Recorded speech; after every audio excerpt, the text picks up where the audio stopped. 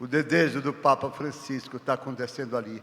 Jesus está encontrando esses dois homens na sua casa, na igreja onde Pedro foi crucificado, para dizer paz.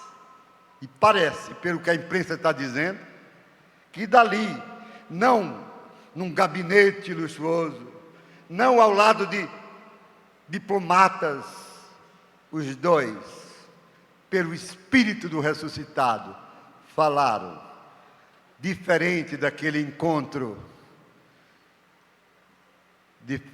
do início do ano, na Casa Branca, onde os dois se desentenderam.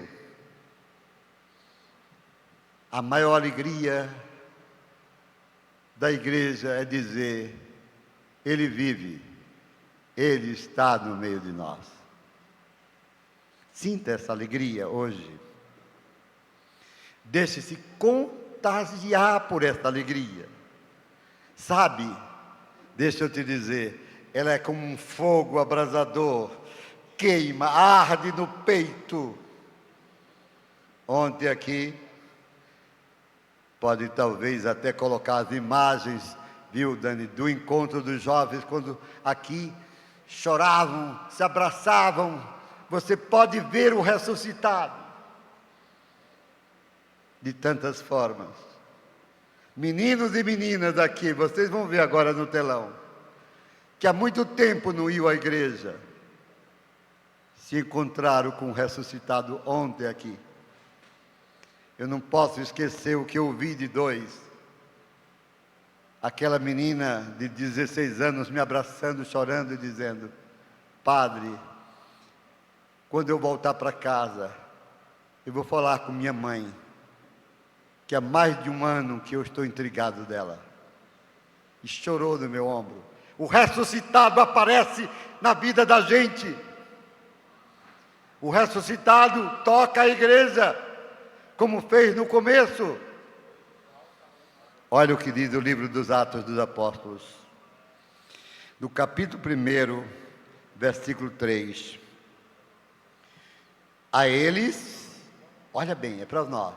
A eles, seus discípulos, se manifestou vivo depois de sua paixão.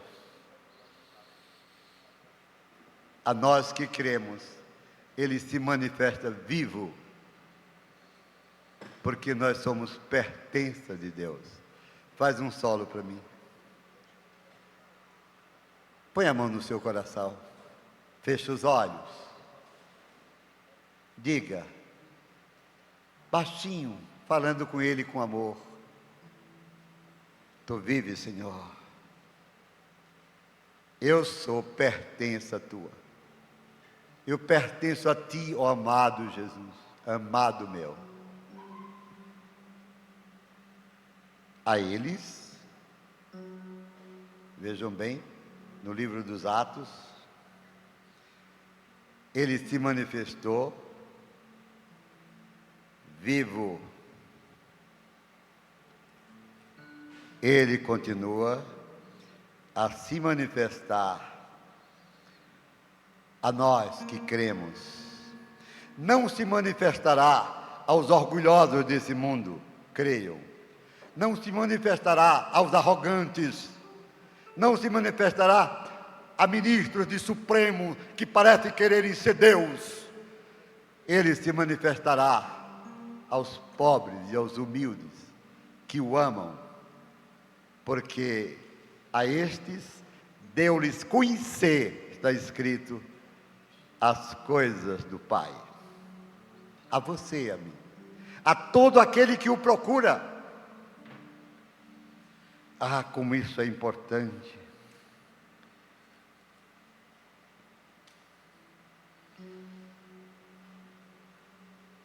Depois de ressuscitado, manifestou-se vivo,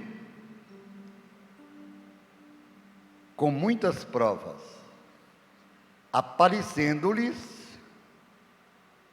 durante 40 dias. Padre, mas eu não vejo Jesus. Você esquece a aparição dele a Tomé? Ô Tomé, mete a mão aqui. olha minhas chagas. Crê e não sejas incrédulo. Meu Senhor e meu Deus, Cai Tomé, levanta-te. Eu te digo, você acreditou porque viu.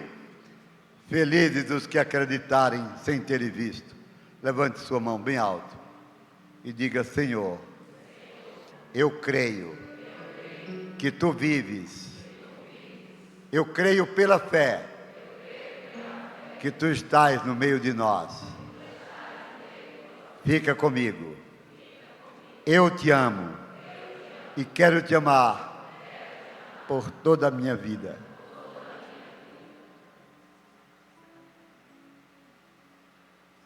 Ah, meus irmãos, minhas irmãs, como é bom segui-lo. Primeiro passo do cristão, seguir Jesus. Não seguimos doutrina, antes seguimos uma pessoa humana, divina, ressuscitado dentre os mortos.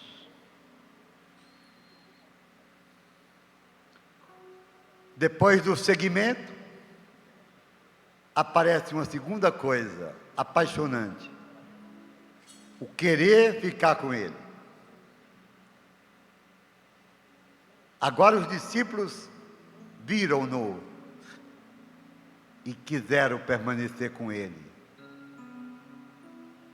pela fé. Mas escute, olhe para mim, a fé não é um sentimento religioso, não é uma devoção. A fé está escrito na carta aos Hebreus. Você vai ouvir e aprender. É um dom do Espírito que é dado a toda pessoa que vem a esse mundo. Existem os que desenvolvem a fé e os que receberam-na, mas ela está como que adormecida. Porque a carta aos Hebreus diz: a fé é uma certeza sobre o que não vemos. Sim, porque tudo que nós vemos, aprenda, não pegue no celular agora, por favor. Tudo que nós vemos é matéria. Esse cílio é matéria, meu corpo é matéria, esse ambão é matéria, mas Deus é Espírito.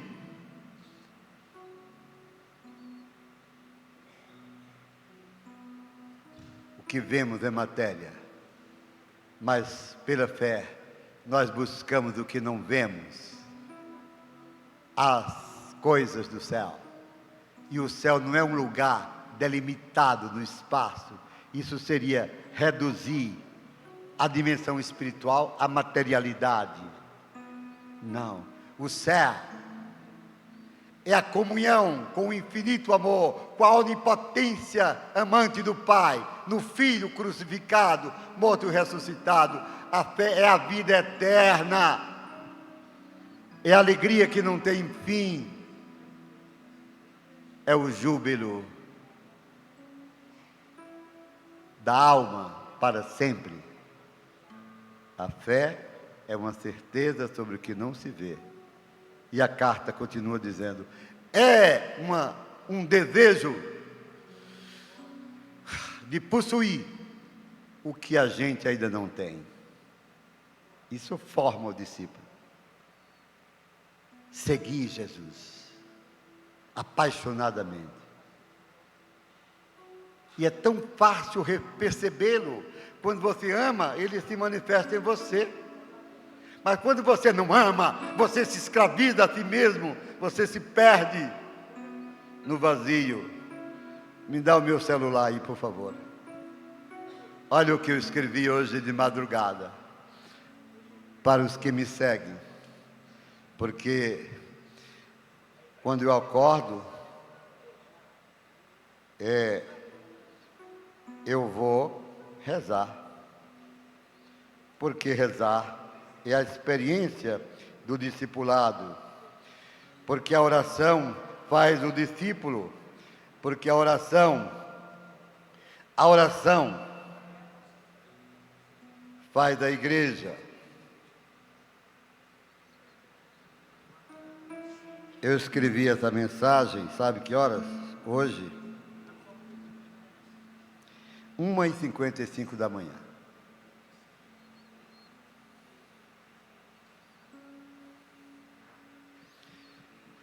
Escuta-me. Na verdade, o homem carnal, aquele que existe dentro de nós e resiste às coisas de Deus, não se estranhe. Nós somos matéria, mas somos também espírito. O homem carnal, só carne, matéria, resiste às coisas de Deus. Se alegra muito com as coisas do mundo. Facilmente se escraviza aos prazeres desordenados do sexo, do poder, das vaidades. E nunca percebe, o homem só carnal, nunca percebe a beleza das coisas simples e humildes pelas quais o ressuscitado se manifesta. O homem espiritual, aquele que já ressuscitou com Cristo, Paulo diz, vós sois de Cristo, ressuscitai com Cristo. Não conversa, por favor, por caridade. Escuta a palavra. O homem espiritual, aquele que já ressuscitou com Cristo, não se cansa de amar até o fim, amar até doer. O homem espiritual carrega as cruzes, as provações, sofre, mas não desanima, porque ele sabe a força que existe dentro dele, Jesus ressuscitado.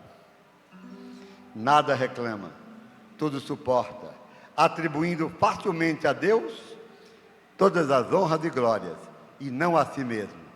Nada para nós, tudo para vós. Vamos dizer, nada para nós, tudo para vós, ó Jesus amado. O homem carnal anda ávido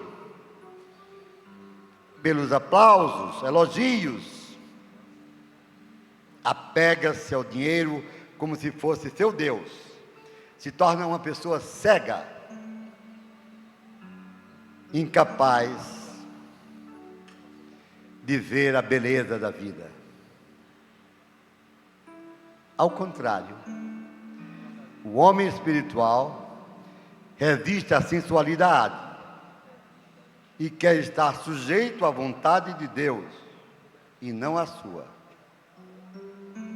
Gosta de orar, de servir os outros e está debaixo da mão poderosa de Deus em todos os instantes da vida. O homem espiritual afasta-se de tudo que possa lhe tirar o desejo do céu. É o que nós devemos ser. Somos pecadores? Sim. Mas devemos carregar um desejo do céu, pois eu vim para os pecadores. Uma das revelações, e meus bispos, os dois últimos, sabem disso, que Ele me deu, Padre, aqui nessa terra, naquela capelinha lá embaixo, sobre a Eucaristia, quando eu estava me preparando para pregar um retiro para um clero da diocese de Paulo Afonso, sabendo dos meus limites, que eu não sou teólogo, eu fui rezar, pedi que ele me usasse, porque eu ia falar para 2 bispos, 48 padres, e ele disse assim, no meu livro de memórias está lá escrito, acredita, vou chorar, viu, que é forte demais, por esse pão, o meu corpo, eu faço dos fracos fortes, por esse pão, o meu corpo, eu faço dos tímidos corajosos. Dize a quem tu vais pregar, que por esse pão, o meu corpo, eu faço dos pecadores santos. É Ele quem santifica. Não somos nós, não.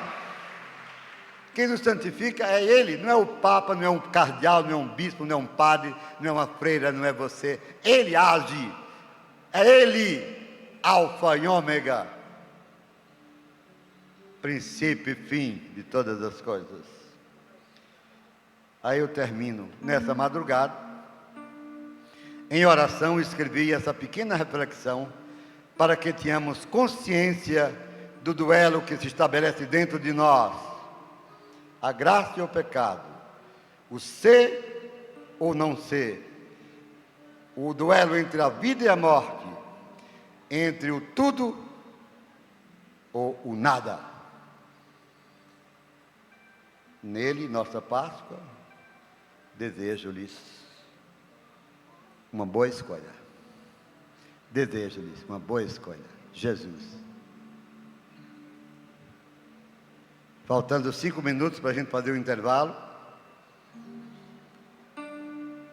E a pedir ao meu irmão, querido irmão, que tem nos ajudado imensamente nessa missão que o Senhor nos confiou nesse santuário, Padre Fabrício, que venha concluir com essa animação que lhe é própria e com oração sobre vocês.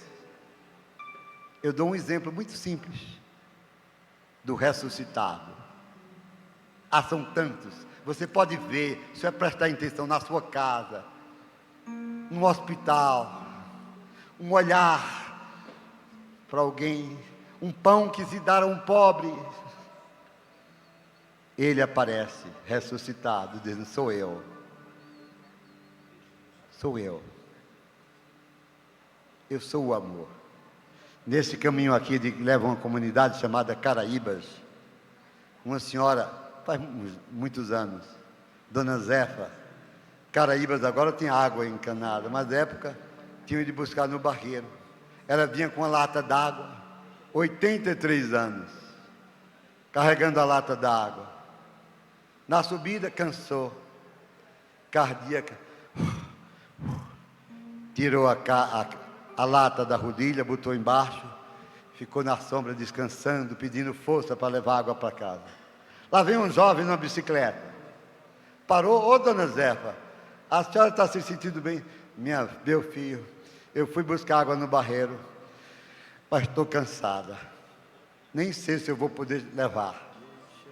Não, Dona Zefa, encostou a bicicleta, eu levo a lata d'água para a senhora. Deixou a bicicleta, botou da cabeça a lata, deixou na porta de Dona Zefa. Quando Dona Zefa chegou cansada em casa, estava faltando água para lavar os pratos, para beber, a água estava à porta.